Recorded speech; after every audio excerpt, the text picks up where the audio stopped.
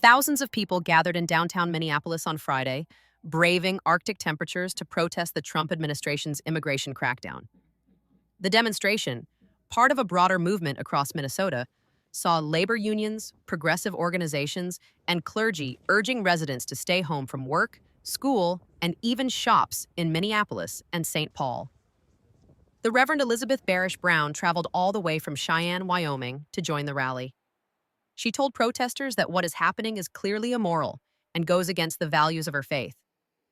"It's definitely chilly," Brown said, "but the kind of ice that's dangerous to us is not the weather." Honestly, I Many don't protesters carried signs demanding that Immigration and Customs Enforcement, or ICE, leave Minnesota.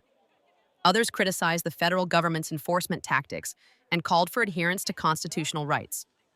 Amy Hass, a local protester, said the focus should be on felons rather than immigrants, emphasizing that due process must be followed and that the Constitution should guide enforcement actions. we want Aaron more Hass, another standards in Minnesota. demonstrator, called for We empathy don't and want to be the reflection on rule guys history. here in Minnesota. "What's happening is We not the want to vision obey for the America," he Constitution. said. There's a legal way to "History go is about repeating itself and it treating needs to people stop." that are Since January felons 7th, following the fatal but shooting of not Renee Good by an necessarily ICE immigrants. officer, protesters have gathered daily in the Twin Cities. Federal law enforcement officers have repeatedly faced off with community members and activists monitoring their actions. The rally took place amid a blast of cold air sweeping the upper Midwest, with a severe winter storm expected to affect millions in the coming days. Despite freezing temperatures, demonstrators filled streets and sidewalks, holding signs and chanting in unison. The protest highlights ongoing tensions in Minnesota over immigration enforcement, civil liberties, and the role of federal agencies in local communities. Organizers say they will continue mobilizing to demand accountability and justice, even as winter conditions make the demonstrations increasingly challenging.